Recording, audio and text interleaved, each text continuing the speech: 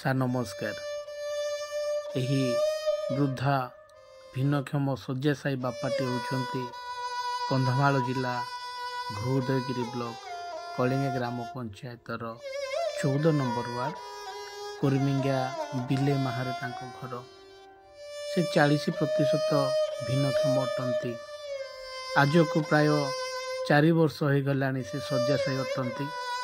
ତାଙ୍କ ପାଖରେ ଭିନ୍ନକ୍ଷମ ପ୍ରମାଣପତ୍ର ମଧ୍ୟ 3-4 ବର୍ଷ ହେଲା ଏମିତି ରୋଗ ହେଇକିରି ଅଛି। ମୁଁ କ'ଣ କରିବି? ବତା ପାଇଁ 4 ଥର ଲେଖିକିରି ଦେଲି, ବତା ମଧ୍ୟ ହେଲାନି। ଆଉ ମୋତେ କାଗଜପତ୍ର ଧରିକିରି ଆସେ ବୋଲି ଜଣକୁ ସାଥିରେ ପଠେଇଲା। ମୁଁ ଧରିକିରି ଗଲି, ଯାଇକିରି ସେ ମୋତେ ସେ କାଗଜ ମାଗିକିରି ସେ କାଗଜ ଯାକ ଫିଙ୍ଗାଡ଼ି ଦେଲା। ଆଉ ମୁଁ ମୋର ଉପାୟ ନାହିଁ, ମୁଁ କାହାକୁ କହିବି ଆଜ୍ଞା, କାହାକୁ ମୁଁ ବୁଝିବି? ମୋ ସ୍ୱାମୀ ତ କରିକିରି ଅଛି, କ'ଣ କରିବି? ସେଥିପାଇଁ ମୁଁ ଆଉ ବ୍ଲକକୁ ଯିବାକୁ ଇଚ୍ଛା ହଉନି। କ'ଣ ଉପାୟରେ ମୋ ସ୍ୱାମୀକି ମୁଁ ଚଳାଇବି? ସାବୁନ ପାଉନି କି ସର୍ଫ ପାଉନି କି ଖାଇବାକୁ ପାଉନି, କ'ଣ କଲେ ହେବ?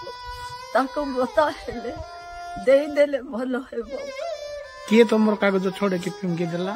ସେ କ୍ଲର୍କ କାଗଜ ଛଡ଼େଇକି ଦେଇକିରି ବ୍ଲକରେ ମୁଁ ତ କାନ୍ଦି କାନ୍ଦି ବ୍ଲକରେ ମୁଁ ଆସିଲି।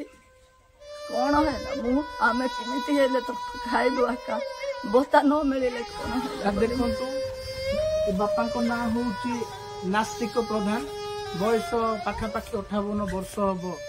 ଏ ବାପା ଏମିତି ଶଯ୍ୟାଶାୟୀ ଅଛନ୍ତି। ଅଚିହ୍ନା ରୋଗରେ, ଅଜଣା ରୋଗରେ ସେ ପଡ଼ିଛନ୍ତି। ଦୀର୍ଘ 4 ବର୍ଷରୁ ଉର୍ଦ୍ଧ୍ୱ ହୋଇଗଲାଣି।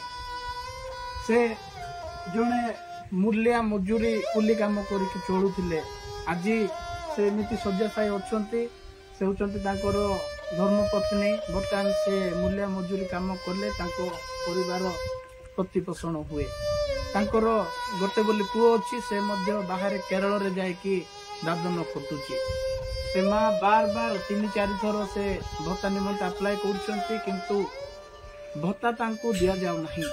ତାର ମୁଁ ବିଶେଷ ଅନୁରୋଧ କରୁଛି, ମା ବାପାଙ୍କ ଭତ୍ତା ନିମନ୍ତେ ସେ ଉଦୟଗିରି ବ୍ଲକକୁ ଯାଇଥିଲେ, କିନ୍ତୁ ସେଠାରେ ଭତ୍ତା ଅଫିସରେ ଯେଉଁ ବିଭାଗୀୟ ଅଧିକାରୀ ମାନେ ଅଛନ୍ତି ତାଙ୍କ କାଗଜ ପତ୍ରକୁ ସେମାନେ ଫୋପାଡ଼ି ଦେଇଛନ୍ତି।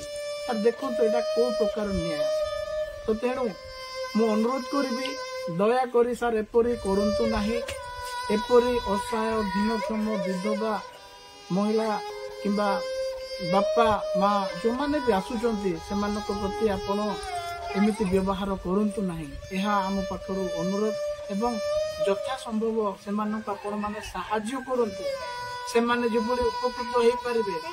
ଏହି ଅବସ୍ଥାରେ ତାଙ୍କ ମୁହଁରେ କିଭଳି ଟିକେ ହସ ଫୁଟି ପାରିବ ସାର୍, ସେ ବିଷୟରେ ଆପଣ ମାନେ ଚିନ୍ତା କରନ୍ତୁ। ଏତିକି ମୁଁ କହୁଛି ଆପଣମାନେ। ଆଉ 14 ନମ୍ବର ୱାର୍ଡର ମୁଁ ୱାର୍ଡ ମେମ୍ବର ଅଛି। ଦେଖନ୍ତୁ, ଏ ବାପାଙ୍କର ପରିସ୍ଥିତି 4 ବର୍ଷ ହେଲାଣି ବେଡ୍ରେ ପଡ଼ିକି ରୋଗାଗ୍ରସ୍ତ, ଆଉ ଚାଲି ପାରୁନାହାନ୍ତି। ମେମ୍ବର ଆମ 14 ନମ୍ବର ୱାର୍ଡର ପରିସ୍ଥିତି ଆମକୁ ପଚାରିବା କଥା ଯେ ଏ ଲୋକ ପାଇବା ପାଇଁ ଯୋଗ୍ୟ ନା ଅଯୋଗ୍ୟ, ଏଇଟା ଆମକୁ ପଚାରିକି ସେଟା କାଗଜପତ୍ର ଫିଙ୍ଗିଦେଲେ ଆଉ ଆମେ ସେଟା ଖୁସି ହେଇଥାନ୍ତି। ବହୁତ ଦୁଃଖର ବିଷୟ। ଆଉ ଏମିତି ଲୋକମାନଙ୍କୁ ଭତ୍ତା ମିଳିବ ନାହିଁ। ବେଡ୍ ସରେଇକି ପଡ଼ିକି ଅଛନ୍ତି। ଏମିତି ଲୋକଙ୍କୁ ଭତ୍ତା ମିଳିବ ନାହିଁ ତ କେମିତି ଲୋକମାନଙ୍କୁ ଭତ୍ତା ମିଳିବ? ତିଣ୍ଡା ଲୋକ, ଭେଣ୍ଡିଆ ଲୋକମାନଙ୍କୁ ଭତ୍ତା ମିଳୁଛି, ଏମିତି ଲୋକମାନଙ୍କୁ ମିଳିବନି? ଏଇଟା କିଏ କାଗଜପତ୍ର ଫୋପାଡ଼ିଛି ବ୍ଲକରେ, ତାକୁ ତଦନ୍ତ କରନ୍ତୁ, ତା ବିରୁଦ୍ଧରେ କାର୍ଯ୍ୟାନୁଷ୍ଠାନ ଗ୍ରହଣ କରନ୍ତୁ। ଶଯ୍ୟାଶାୟୀ ବୃଦ୍ଧା ଆଜକୁ ଦୀର୍ଘ 4 ବର୍ଷ ହେଲାଣି ଏମିତି ପଡ଼ି ରହିଛନ୍ତି। ଔଷଧ କିଣିବା ନିମନ୍ତେ ତାଙ୍କ ପାଖରେ ଟଙ୍କାଟିଏ ମଧ୍ୟ ନାହିଁ। ତେଣୁ ସେ ବାରମ୍ବାର ଭତ୍ତା ନିମନ୍ତେ ଆବେଦନ କରୁଛନ୍ତି, କିନ୍ତୁ ବିଭାଗୀୟ ଅଧିକାରୀ ତାଙ୍କ ଭତ୍ତାଟିକୁ କାଟି ଦେଉଛନ୍ତି।